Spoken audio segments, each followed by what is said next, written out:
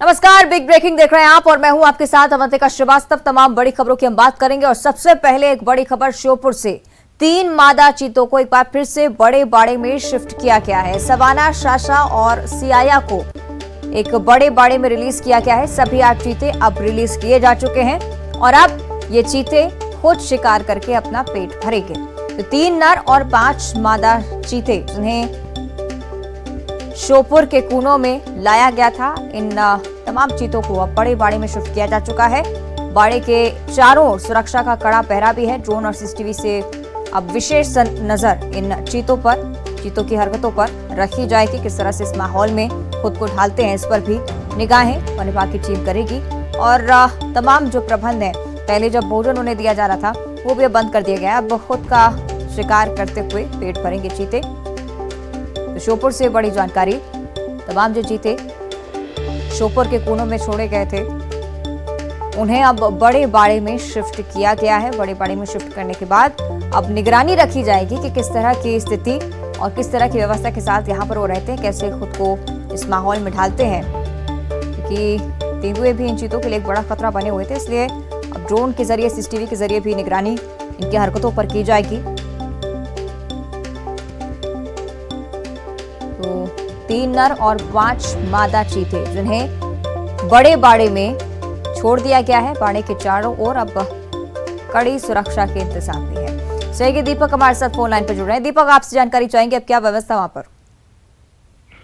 जी बिल्कुल, जहां तक अवंतिका व्यवस्था की बात करें तो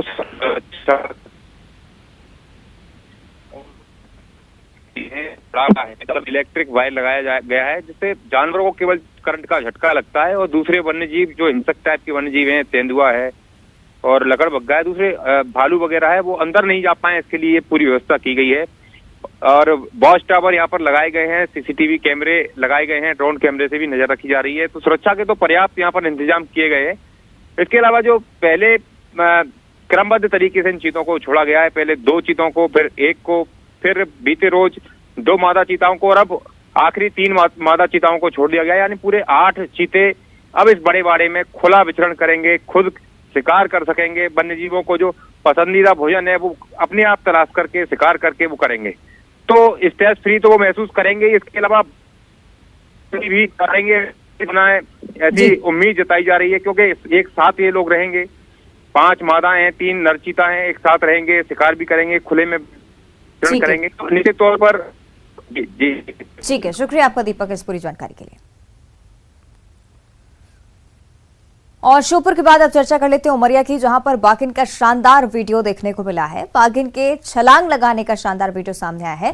बांधवगढ़ पार्क की मशहूर बाघिन रॉ का एक वीडियो जो कि लगातार वायरल हो रहा है। तालाब को पार करने के दौरान छलांग लगाई है बाघिन ने। तस्वीरें आपकी टीवी स्क्रीन पर। सैलानियों ने मोबाइल कैमरे में नजारा अपने फोन में कैद किया, कैमरे में कैद किया। तस्वीरें आपको दिखा रहे हैं। पर्यटक भी इस खूबसूरत नजारे को देखकर रोमांचित हो उठे और सोशल मीडिया पर भी ये तस्वीरें खूब वायरल हो रही हैं।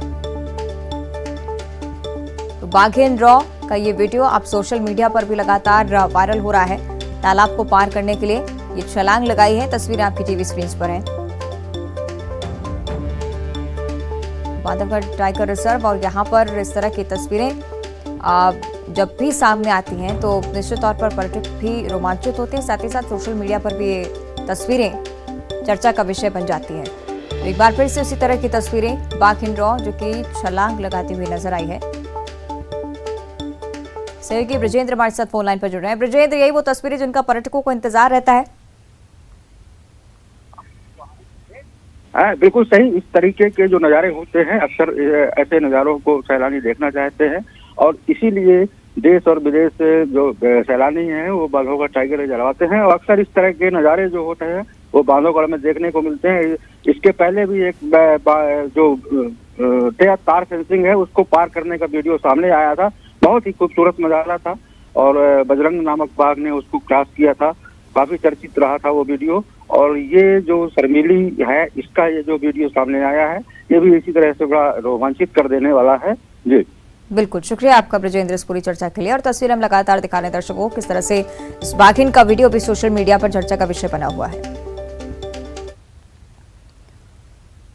आगे बढ़ते हैं और अब चर्चा करेंगे बैतूल की, जहां पर मगरमच्छ की मौजूदगी से गांव में दहशत का माहौल है। खेत जाने में ग्रामीण डर रहे हैं। वीडियो में धूप सेकते हुए मगरमच्छ नजर आ रहा है। वीडियो भी आपको दिखाएंगे। खेत में बने सरकारी तालाब में 4 दिन से मगरमच्छ नजर आ रहा है। तस्वीरें देखिए। सतपुड़ा टाइगर रिजर्व की रेस्क्यू टीम ने गांव में डेरा डाल रखा है। रेस्क्यू का प्रयास भी टीम लगातार कर रही है, लेकिन तस्वीरें देखिए।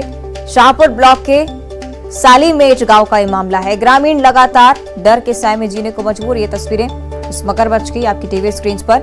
रेस्क्यू की तमाम कोशिशें की गई, लेकिन अभी तक सफलता रेस्क्यू में नहीं मिल पाई है। हालांकि टीम अभी भी प्रयासरत है। सहयोगी ऋषु हमारे साथ फोन लाइन पर जुड़ रहे हैं। ऋषु, क्या कुछ जानकारी इस रेस्क्यू ऑपरेशन को लेकर? क्या मगरमच्छ को वहां से ले जाया गया अभी तक? जी देखिए, वन विभाग जो है बैतूल का और सतपुड़ा टाइगर रिजर्व से एक रेस्क्यू टीम भी आई हुई है, जो सालीमेट गांव है शाहपुर ब्लॉक का। मगरमच्छ को रेस्क्यू करने के लिए पहले एक प्रयास किया गया, लेकिन जिस जाल का उपयोग किया जा रहा था वो काफी छोटा था, जिस कारण मगरमच्छ को सुरक्षित रेस्क्यू नहीं किया जा सका पहले प्रयास में। सतपुड़ा टाइगर रिजर्व का जो दल आया हुआ है, उनकी पूरी कोशिश है कि मगरमच्छ को पूरी तरह से सुरक्षित रेस्क्यू किया जाए। इसलिए कल सुबह से दोबारा रेस्क्यू ऑपरेशन शुरू किया जाएगा और मगरमच्छ को सुरक्षित रेस्क्यू करने के लिए दूसरे जाल बुलवाए गए हैं। आम जो लोग हैं गांव के, उन्हें अभी फिलहाल जहां पर मगरमच्छ है, जिस तालाब में, वहां से दूर रखा गया है, ताकि उसे कोई नुकसान ना हो सके या कोई नुकसान वो लोगों को ना पहुंचा सके। सतपुड़ा टाइगर रिजर्व और वन विभाग की टीम लगातार नजर बनाए हुए है उसके मूवमेंट पर भी, और कल सुबह से रेस्क्यू ऑपरेशन दोबारा शुरू किया जाएगा। ठीक है, शुक्रिया आपका ऋषु इस पूरी जानकारी के लिए। आगे बढ़ते हैं और अब चर्चा करेंगे डिंडौरी की, जहां पर जलधारा आसमान तक जा पहुंची। जी हां, तस्वीरें सामने आई जब बोरिंग के दौरान ये हैरान करने वाला नजारा देखने को मिला। नजारा देखकर स्थानीय लोग भी हैरान हो गए। लगातार तेज पानी की धार यहां से निकल रही थी। पीएचई विभाग के कर्मचारी मौके पर पहुंच गए हैं। तस्वीरें आपको दिखा रहे हैं किस तरह से डिंडौरी में बोरिंग के दौरान ये अनोखा नजारा देखने को मिला। पानी की जलधारा इस तरह से ऊपर उठते हुए, और स्थानीय लोगों के लिए भी काफी हैरान कर देने वाली बात थी। इस तरह से इस क्षेत्र में पहली बार ये तस्वीरें सामने आई हैं। लगातार पानी की तेज धारा यहाँ पर निकल रही थी। सहयोगी विजय हमारे साथ फोन लाइन पे जुड़ रहे हैं। विजय, हैरान करने वाली बात इसलिए भी क्योंकि पहले ऐसा वीडियो यहाँ से सामने आया है।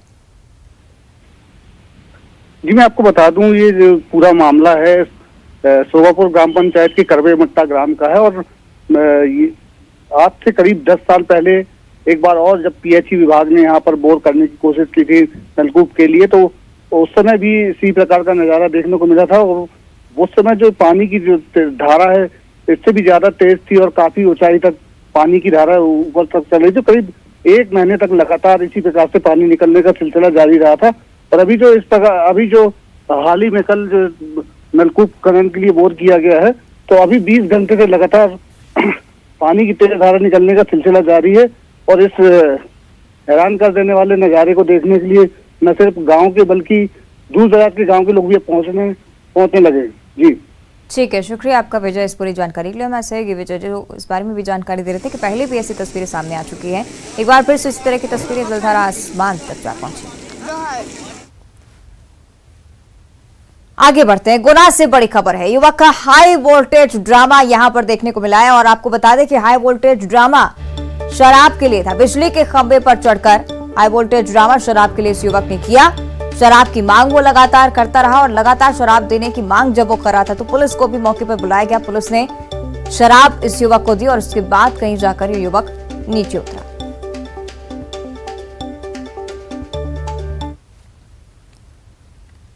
आगे बढ़ते हैं, बात करेंगे बिलासपुर की। बाइक सवार को ट्रेलर ने टक्कर मारी है। हादसे में एक व्यक्ति की मौत हो चुकी है, जबकि 2 लोग घायल बताए जा रहे हैं। बिलासपुर रतनपुर मार्ग के पास यह हादसा। पुणे पुलिस मौके पर पहुंच गई है। इस हादसे की जानकारी जुटाने में लगातार प्रयासरत। तस्वीरें देखिए, लेकिन बिलासपुर की कितना भीषण ये हादसा। यहाँ पर एक व्यक्ति की जान चली गई, जबकि 2 लोग गंभीर रूप से घायल हैं।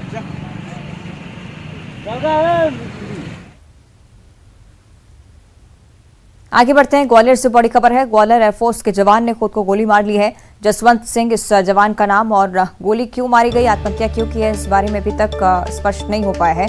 पंजाब का रहने वाला जवान एयरपोर्ट में वॉच टावर पर पदस्थ था।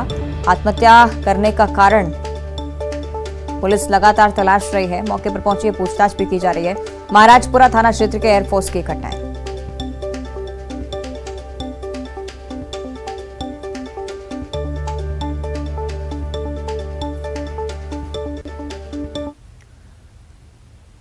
और अब बुरहानपुर से बड़ी खबर है। शराब ठेकेदार के ऑफिस में लूट हुई है। चंद सेकंड में 13 लाख रुपयों की लूट हुई है।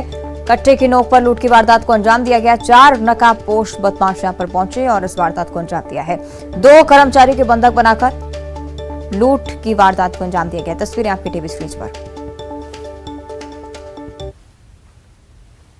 12 से 13 लाख रुपए का जो इनका बताना है कि कैश इनके पास में था, उसको लूट कर लेके गए हैं।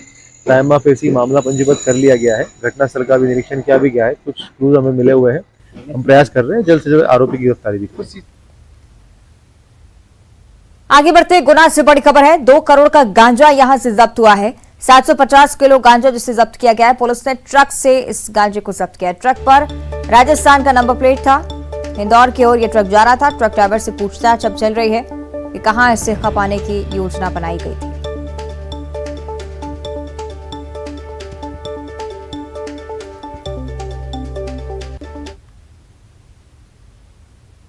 और अब बात करेंगे दिल्ली की। सीएम शिवराज सिंह चौहान ने आज एमसीडी चुनाव में बीजेपी के लिए प्रचार किया है।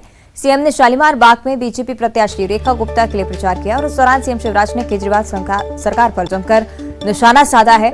सीएम ने कहा कि आप पार्टी केवल प्रचार पर पैसा बर्बाद करती है, विकास पर नहीं। वहीं शिवराज सिंह ने राहुल गांधी की भारत जोड़ो यात्रा पर भी निशाना साधा। सीएम ने कहा कि उन्हें हैरत हो रही है कि विधानसभा चुनाव गुजरात में हो रहे हैं जबकि वो यात्रा एमपी में कर रहे हैं।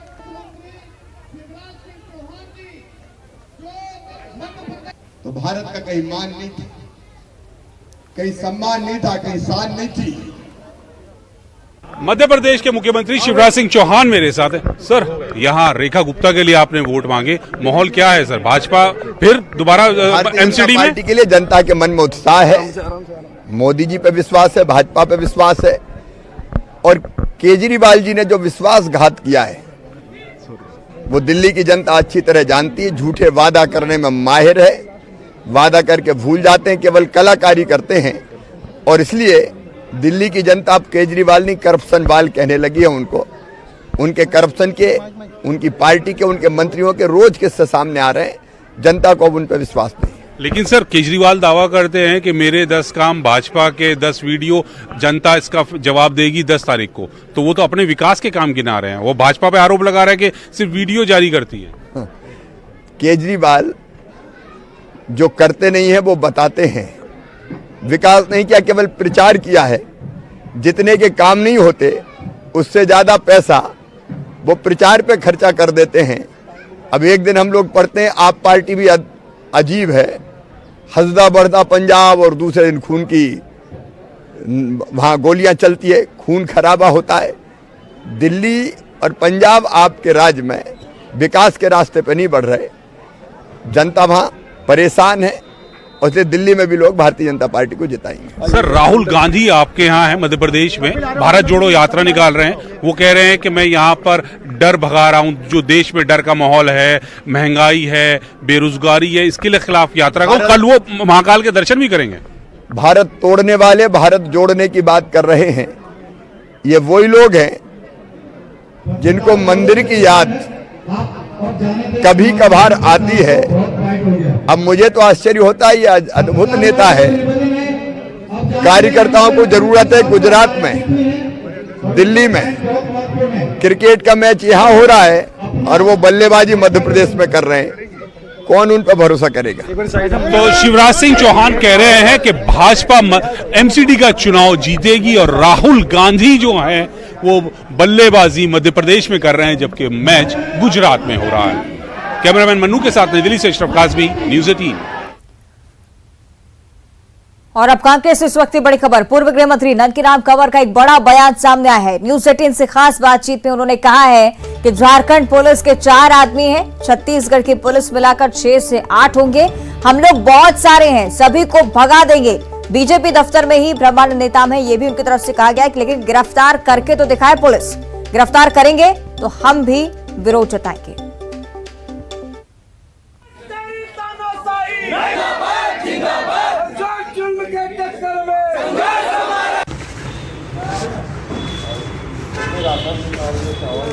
आए थे तब तो समझ जाएंगे किस लिए आई है, ठीक ना?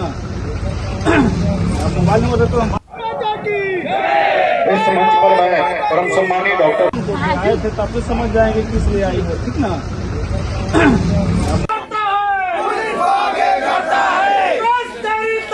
भानु प्रतापपुर उपचुनाव की सियासत में एक बड़ी एक तरह से कहें कि सियासत फिर से और ज्यादा गर्मा गई है। झारखंड की पुलिस यहां पर पहुंची है बीजेपी के प्रत्याशी ब्रह्मानंद नेताम को गिरफ्तार करने के लिए, और उसके बाद से तमाम जो बीजेपी के बड़े लीडर्स हैं उनका जमावड़ा बीजेपी भानु प्रतापपुर के बीजेपी के दफ्तर पे हो गया। लगातार बैठकें चल रही है। पूर्व गृह मंत्री नंदकीराम कंवर हमारे साथ मौजूद है, उनसे बात करते हैं कि किस तरह की रणनीति पर चर्चा हुई। होंगे भी तो क्या बोलते, पुलिस गिरफ्तार कर लेगी। चलिए मैं बोल रहा हूँ, करेगी, गिरफ्तार कर लेगी, करे।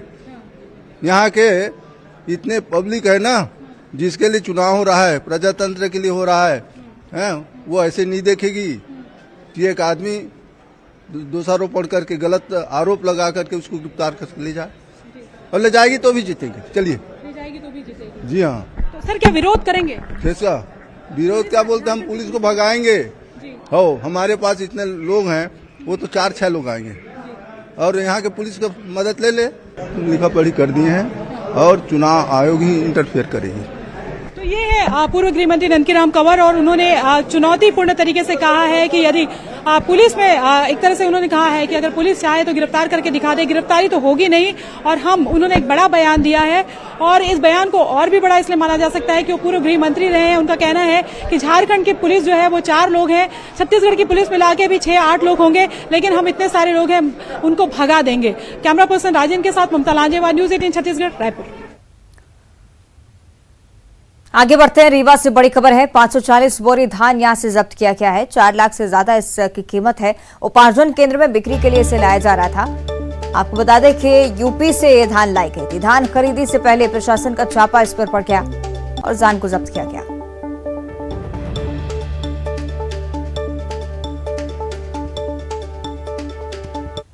जिला स्तर पे रीवा में माननीय कलेक्टर महोदय के पास यूपी से अवैध धान आने की सूचना प्राप्त हुई थी। उक्त अनुसार निर्देश पर यहाँ पे जांच की कार्रवाई की गई, जिसमें एक मणिशंकर पिता अयोध्या प्रसाद केवट और उन्हीं के भाई कृष्ण कुमार पिता अयोध्या प्रसाद केवट के यहाँ क्रमशः 80 बोरी और 460 बोरी धान पाई गई है, जिसके ना कोई पंजीयन प्राप्त हुआ, ना कोई धान के कागज प्राप्त हुए। इनके द्वारा बताया गया धान इनकी नहीं है, किसी संतोष कुमार गौतम की धान बताई गई, जिसकी कोई पंजीयन के कागज या किसी भी प्रकार के लीगल कागज प्राप्त नहीं हुए। सैंपल भी धान के लिए गए और धान जब्त कर ली गई है, जो अब शासकीय गोदाम में जब्त करके रखी।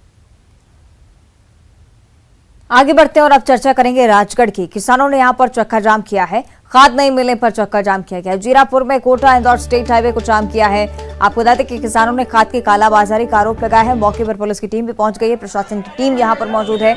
समझाइश के बाद हालांकि जैसे तैसे इस जाम को हटाया जा सका। लंबी लंबी लाइनों में किसानों को लगना पड़ रहा है, लेकिन खाद नहीं मिल पा रहा, उनकी तरफ से साफ तौर पर कहा गया। एक रेखा खिंच रही है, वो रेखा के बाद कोई बनाएगा, उसके साथ तो नहीं खड़े हो गए आप लोग पधारो। नमस्ते सबको।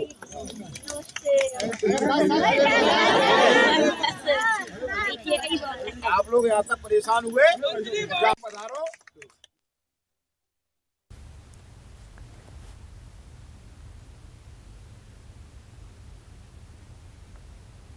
ग्वालियर में ऊर्जा मंत्री ने महिलाओं को दंडवत प्रणाम किया है। महिलाओं के पैरों में सिर रखकर दंडवत प्रणाम करते हुए ऊर्जा मंत्री नजर आए हैं। ऊर्जा मंत्री प्रद्युम्न सिंह तोमर ने दंडवत प्रणाम किया। अवैध मकानों को नोटिस देने पर घेराव करने के लिए महिलाएं यहां पर पहुंची थी, और उसके बाद ऊर्जा मंत्री भी यहां पर पहुंच गए। वन विभाग की जमीन पर बने मकानों को नोटिस मिला था, जिसका विरोध ये महिलाएं कर रही थी, और 500 से ज्यादा परिवारों ने यहां पर पहुंचकर प्रदर्शन किया। और उस वक्त की तस्वीर आपको दिखा रहे हैं जब ऊर्जा मंत्री इन महिलाओं को समझाइश दे रहे थे, आश्वासन दे रहे थे और दंडवत प्रणाम कर रहे थे।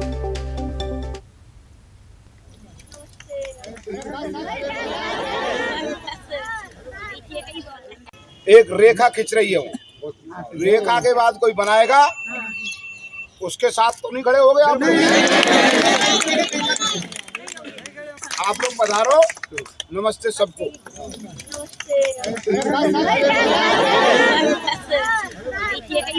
आप लोग यहाँ तक परेशान हुए। तो तस्वीरें आपको दिखा रहे हैं ग्वालियर में किस तरह से महिलाओं को समझाइश देते हुए, आश्वासन देते हुए ऊर्जा मंत्री नजर आए। दंडवत प्रणाम भी किया। उन्होंने कहा कि आपको समस्याएं हुई इसके लिए माफी चाहता हूं। तो आपको बता दें कि डीएफओ दफ्तर पर अवैध मकान हटाने का जो विरोध है वो लगातार महिलाएं कर रही थी और घेराव के लिए जैसे ही पहुंची ऊर्जा मंत्री भी वहां पर पहुंच गए। महिलाओं को दंडवत प्रणाम किया, आश्वासन दिया कि मकान नहीं तोड़े जाएंगे और ये भी संकल्प दिलाया कि आगे कोई अवैध मकान यहां पर नहीं बनवाया जाए।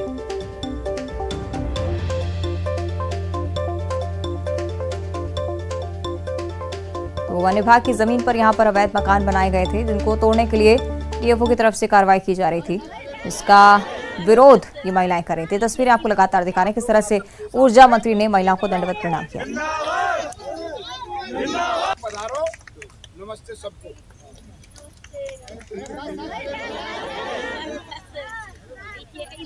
आप लोग यहाँ तक परेशान हुए।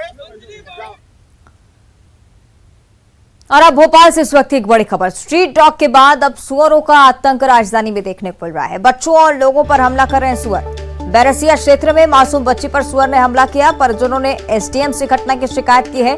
सुअर पालकों को एसडीएम ने चेतावनी भी दी है। खुले में सुअरों के घूमने पर पालकों पर एफआईआर दर्ज की जाएगी।